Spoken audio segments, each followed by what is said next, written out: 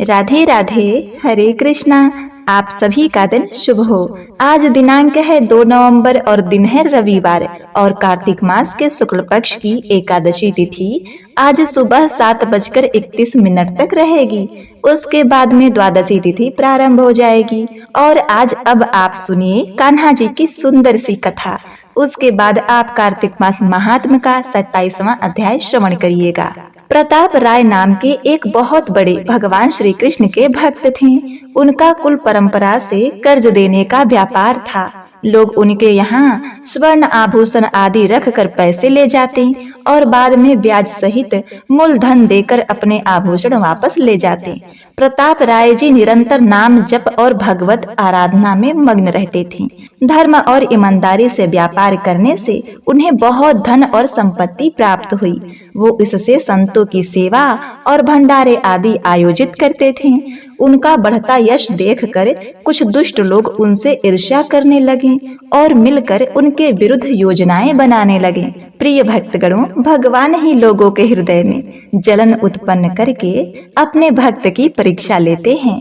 वहां के काजी और 3 और लोगों ने मिलकर प्रताप राय जी को नष्ट करने का निश्चय किया।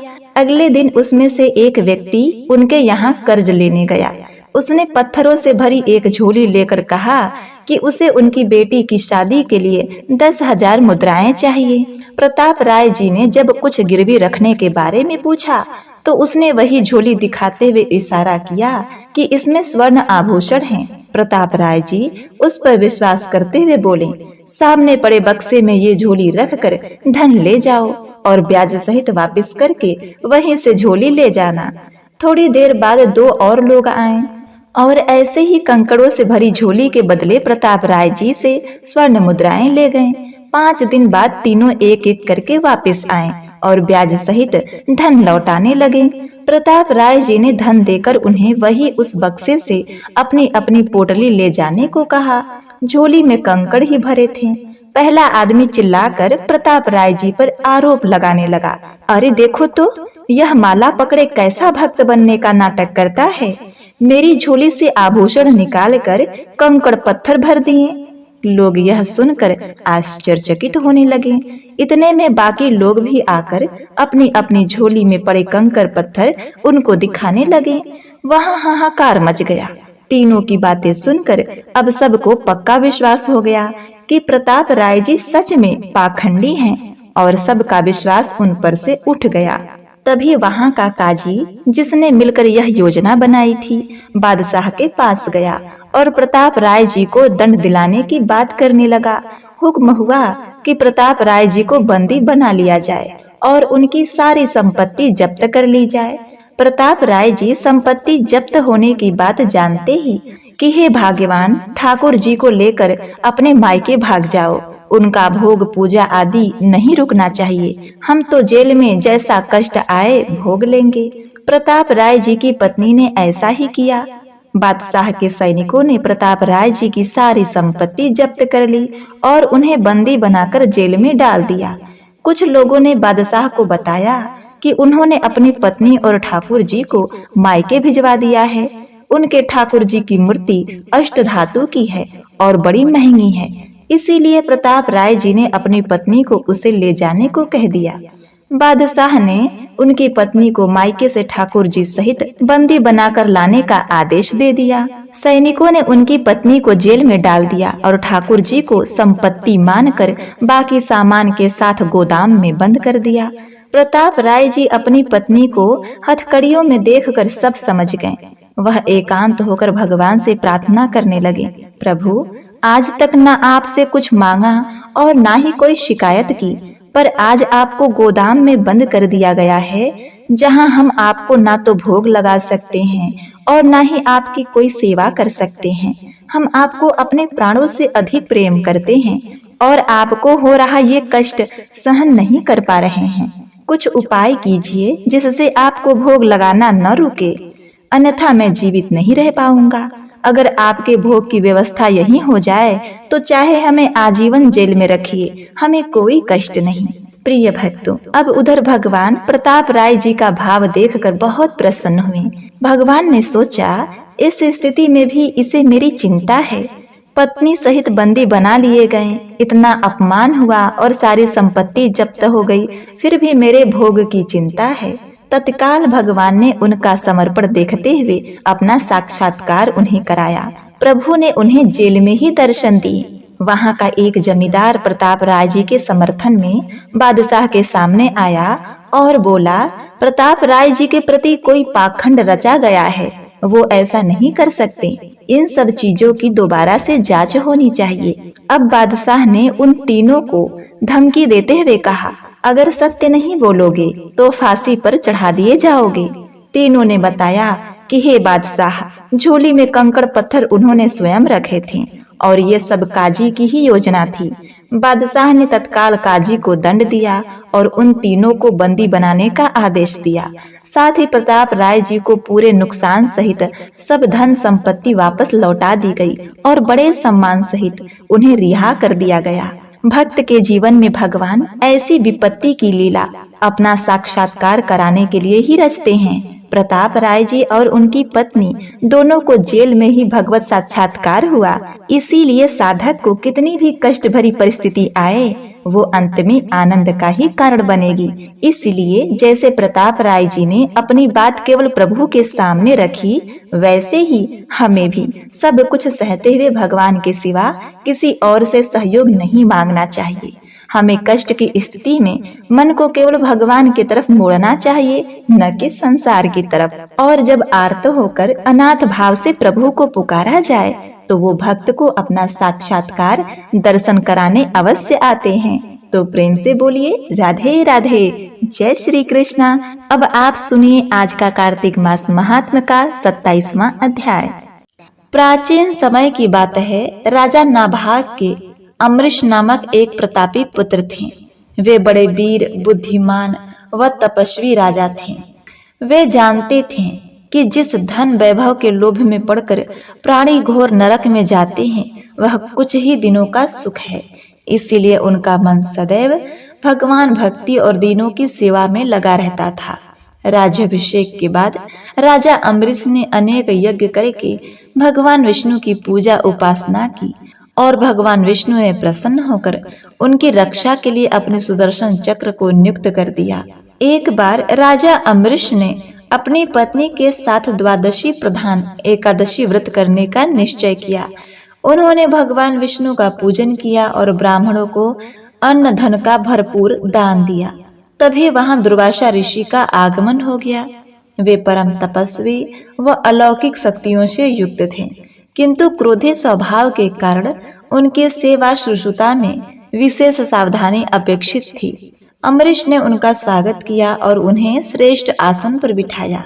तत्पश्चात दुर्वासा ऋषि की पूजा करके उनसे प्रेम पूर्वक भोजन ग्रहण करने का आग्रह किया। दुर्वासा ऋषि ने उनका आग्रह स्वीकार कर लिया, किंतु भोजन से पूर्व नित्य कर्मों से निवृत्त होने के लिए वे यमुना नदी के तट पर चले गए। वे परम ब्रह्म का ध्यान कर यमुना के जल में स्नान करने लगे।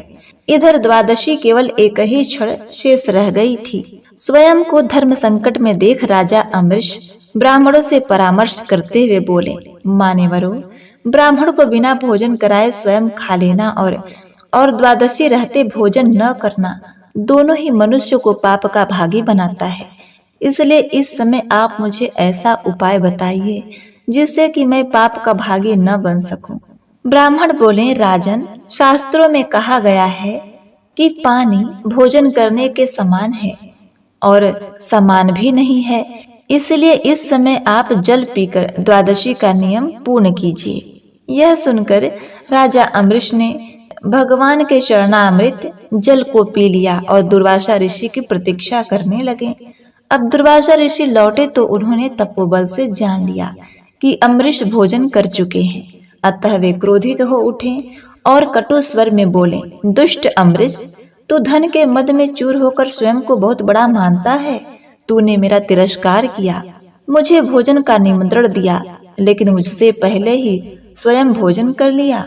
अब देख, मैं तुझे तेरी दुष्टता का दंड देता हूँ। क्रोधित दुर्वासा ने अपनी एक जटा उखाड़ी और अमरीश को मारने के लिए एक भयंकर और विकराल कृत्या उत्पन्न की। कृत्या तलवार लेकर अमरीश की ओर बढ़ी, किंतु वे बिना विचलित हुए मन ही मन भगवान विष्णु का स्मरण करते रहे। जैसे ही कृत्या ने उनके ऊपर आक्रमण करना चाहा, अम्बरीश का रक्षक सुदर्शन चक्र सक्रिय हो गया और पल भर में उसने कृत्या को जलाकर भस्म कर दिया। जब दुर्वासा ऋषि ने देखा कि चक्र तेजी से उन्हीं की ओर बढ़ रहा है, तो वे भयभीत हो गए। अपने प्राणों की रक्षा के लिए वे आकाश, पाताल, पृथ्वी, समुद्र, पर्वत, वन आदि अनेक स्थानों पर शरण लेने गए, किंतु सुदर्शन चक्र ने उनका पीछा नहीं छोड़ा। घबराकर उन्होंने ब्रह्मा जी से रक्षा की गुहार लगाई। ब्रह्मा जी प्रकट हुए, किंतु असमर्थ होकर बोले, वत्स, भगवान विष्णु द्वारा बनाए गए नियमों से मैं बंधा हूँ। प्रजापति, इंद्र, सूर्य आदि सभी देवतागण भी इस नियम का उल्लंघन नहीं कर सकते। हम नारायण की आज्ञा के अनुसार ही सृष्टि के प्राणियों का कल्याण करते हैं। इस प्रकार भगवान विष्णु के भक्त के शत्रु की रक्षा करना हमारे वश में नहीं है। ब्रह्मा जी की बातों से निराश होकर दुर्वासा ऋषि भगवान शंकर की शरण में गए। पूरा वृत्तांत सुनने के बाद महादेव जी ने उन्हें समझाया, ऋषिवर, यह सुदर्शन चक्र भगवान विष्णु का शस्त्र है, जो उनके भक्त जन की रक्षा करता है। इसका तेज सभी के लिए असहनीय है, अतः उचित होगा कि आप स्वयं भगवान विष्णु के शरण में जाएं। केवल वे ही इस दिव्य शस्त्र से आपकी रक्षा कर सकते हैं और आपका मंगल हो सकता है। वहां से भी निराश होकर दुर्वासा ऋषि भगवान विष्णु की शरण में पहुंचे और उनके चरणों में सिर नवाकर दया की गुहार लगाई। आर्त स्वर में दुर्वासा बोले, भगवान, मैं आपका अपराधी हूँ। आपके प्रभाव से अनभिज्ञ होकर मैंने आपके परम भक्त राजा अम्बरीश को मारने का प्रयास किया। हे दयानिधि, कृपा करके मेरी इस दृष्टता को क्षमा कर मेरे प्राणों की रक्षा कीजिए। भगवान नारायण ने दुर्वासा ऋषि को उठाया और समझाया, मुनिवर, मैं सर्वदा भक्तों के अधीन हूँ। मेरे सीधे साधे भक्तों ने अपने प्रेम पाश में मुझे बांध रखा है। भक्तों का एकमात्र आश्रय मैं ही हूँ, अतः मैं स्वयं अपने देवी लक्ष्मी से भी बढ़कर अपने भक्तों को चाहता हूँ। जो भक्त अपने बंधु बांधव और समस्त भोग विलास त्याग कर मेरी शरण में आ गए हैं, उन्हें किसी प्रकार छोड़ने का विचार मैं कदापि नहीं कर सकता। यदि आप इस विपत्ति से बचना चाहते हैं तो मेरे परम भक्त अम्बरीश के पास ही जाइए। उनके प्रसन्न होने पर आपकी कठिनाई अवश्य ही दूर हो जाएगी। नारायण की सलाह पाकर दुर्वासा अम्बरीश के पास पहुंचे और अपने अपराध के लिए क्षमा मांगने लगे। परम तपस्वी महर्षि दुर्वासा की यह दुर्दशा देखकर अम्बरीश को अत्यंत दुख हुआ। उन्होंने सुदर्शन चक्र की स्तुति की और प्रार्थना पूर्वक आग्रह किया कि वह अब लौट जाएं। उनकी स्तुति से प्रसन्न होकर सुदर्शन चक्र ने अपनी दिशा बदल दी और दुर्वासा ऋषि को भय मुक्त कर दिया। जब से दुर्वासा ऋषि वहां से गए थे, तब से राजा अम्बरीश ने भोजन ग्रहण नहीं किया था। वे ऋषि को भोजन कराने की प्रतीक्षा करते रहे। उनके लौटकर आने पर भय मुक्त हो जाने के बाद अम्बरीश ने सबसे पहले उन्हें आदर पूर्वक बैठाकर उनकी विधि सहित पूजा की और प्रेम पूर्वक भोजन कराया। राजा के इस व्यवहार से ऋषि दुर्वासा अत्यंत प्रसन्न हुए और उन्हें अनेक आशीर्वाद देकर वहां से विदा हुए। तो इस प्रकार से कहा जाता है कि भगवान अपने भक्तों के अधीन होते हैं। भगवान अपने भक्तों के लिए कुछ भी कर सकते हैं। उनके भक्तों से बड़ा उनके लिए कुछ भी नहीं होता। यहाँ तक कि माता लक्ष्मी से भी अधिक प्रेम वे अपने भक्तों से करते हैं। तो हे भगवान विष्णु, जिस प्रकार आपने राजा अम्बरीश पर कृपा की, आप वैसी ही कृपा हम सभी पर करना। हम सभी की मनोकामनाएं पूर्ण करना। इस कथा कहानी को कहते सुनते हुंकारा भरते सबका कल्याण करना। बोलिए श्री लक्ष्मी नारायण भगवान जी की जय। प्रिय भक्तगणों, अब आइए बड़ी ही श्रद्धा और प्रसन्नचित मन से इस मनोकामना को पूर्ण करने वाली राधा रानी की सच्ची कथा का श्रवण करते हैं। एक संत वर्षाना में रहते थे और हर रोज सुबह उठकर यमुना नदी में स्नान करके राधा जी के दर्शन करने जाया करते थे। यह नियम हर रोज का था। जब तक राधा रानी के दर्शन नहीं कर लेते तब तक जल भी ग्रहण नहीं करते थे। दर्शन करते करते तकरीबन उनकी उम्र 80 वर्ष की हो गई। आज सुबह उठकर रोज की तरह उठे और यमुना जी में स्नान किया और राधा रानी के दर्शन को गए। मंदिर के पट खुले और राधा रानी के दर्शन करने लगे। दर्शन करते करते संत के मन में भाव आया कि मुझे राधा रानी के दर्शन करते करते आज 80 वर्ष हो गए, लेकिन मैंने आज तक राधा रानी को कोई भी वस्त्र नहीं चढ़ाए।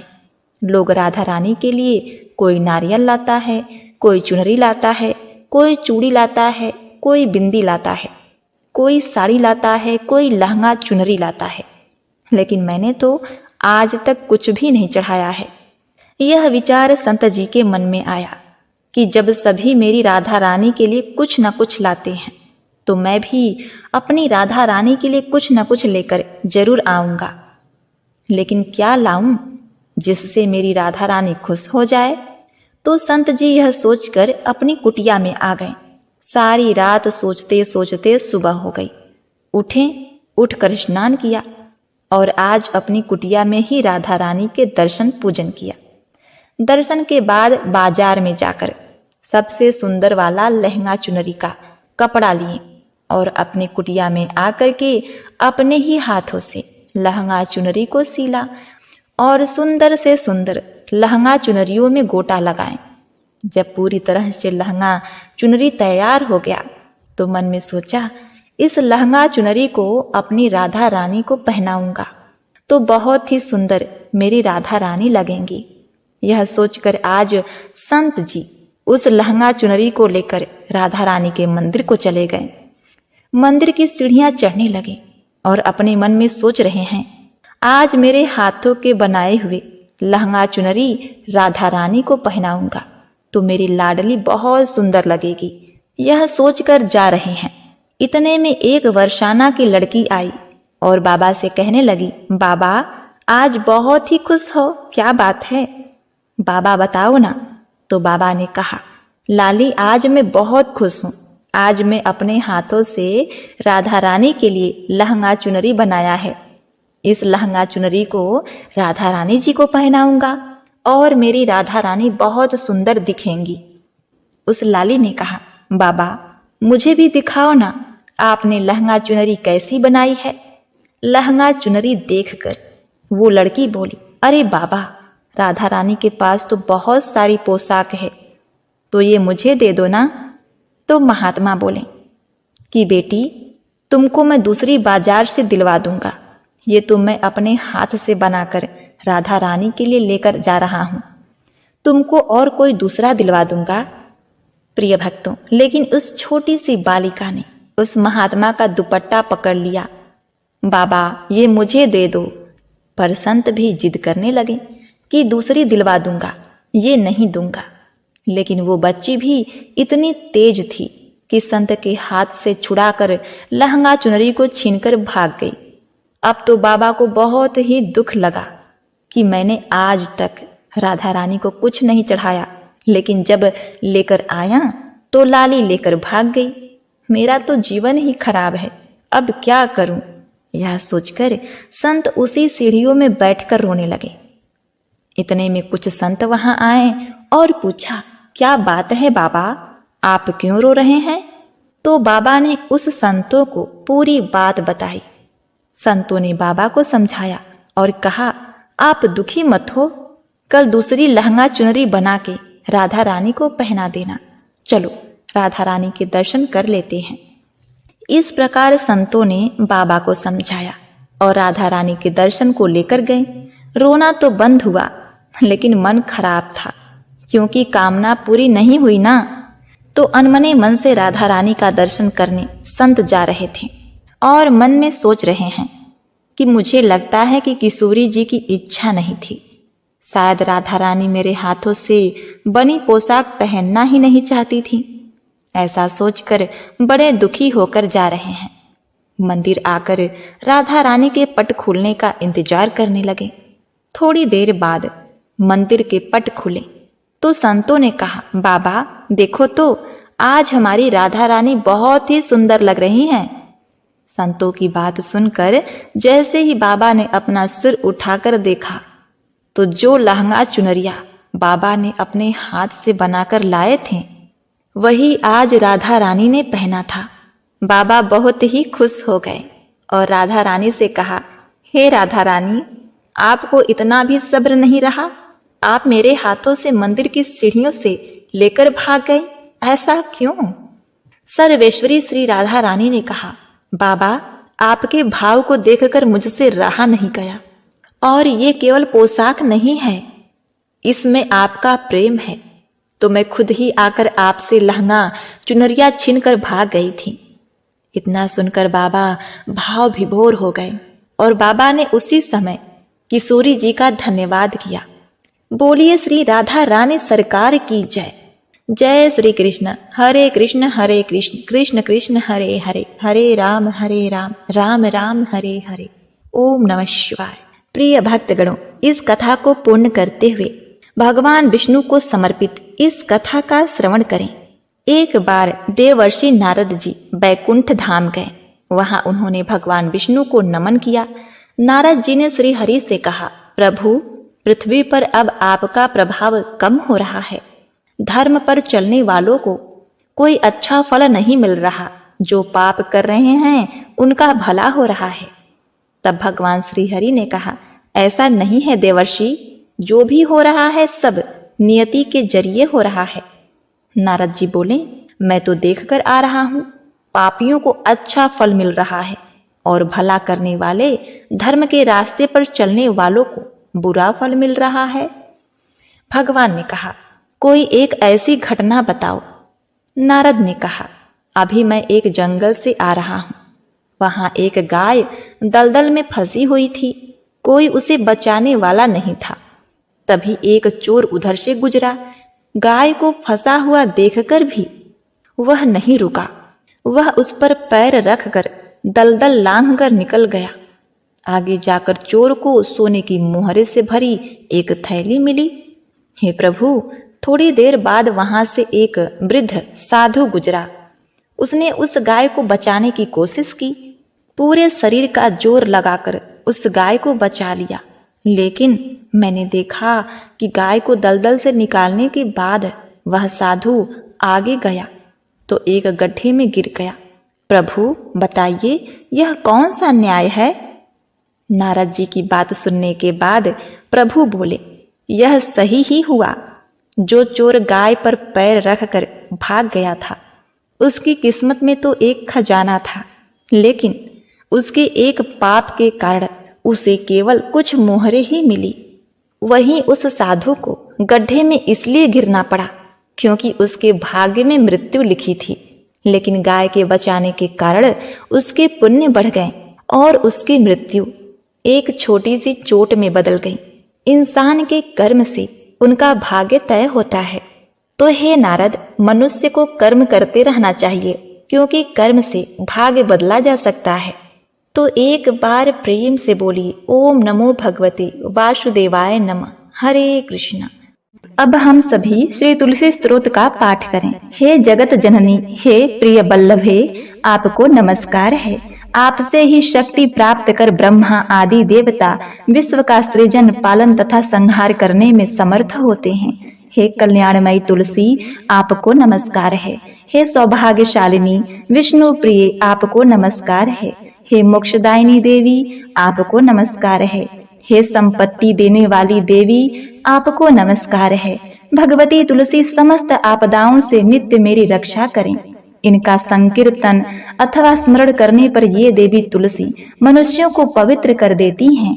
प्रकाशमान विग्रह वाली भगवती तुलसी को मैं मस्तक झुकाकर प्रणाम करता हूँ, जिनका दर्शन करके पातकी मनुष्य सभी पापों से मुक्त हो जाते हैं। तुलसी के द्वारा यह संपूर्ण चराचर जगत रक्षित है।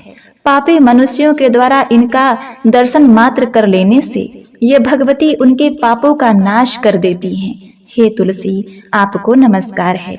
जिन्हें श्रद्धा पूर्वक हाथ जोड़कर नमस्कार करने मात्र से कलयुग में सभी स्त्रियां, वैश्य तथा अन्य लोग समस्त सुख प्राप्त कर लेते हैं। इस पृथ्वी तल पर तुलसी से बढ़कर। आइए अब श्रवण करते हैं तुलसी माता जी की आरती। जय जय तुलसी माता मैया, जय जय तुलसी माता, सब जग की सुखदाता, सबकी वर माता। मैया जय जय जय जय तुलसी माता, जय जय तुलसी माता। मैया जय जय तुलसी माता, सब जग की सुखदाता, सबकी वर माता। मैया जय जय तुलसी माता, सब योगों से ऊपर, सब रोगों से ऊपर। मैया सब रोगों से ऊपर, रज से रक्ष करे, रज से रक्ष करे, सबकी भवत्राता। जय तुलसी माता, जय जय तुलसी माता। मैया जय जय तुलसी माता, सब जग की सुखदाता, सबकी वर माता।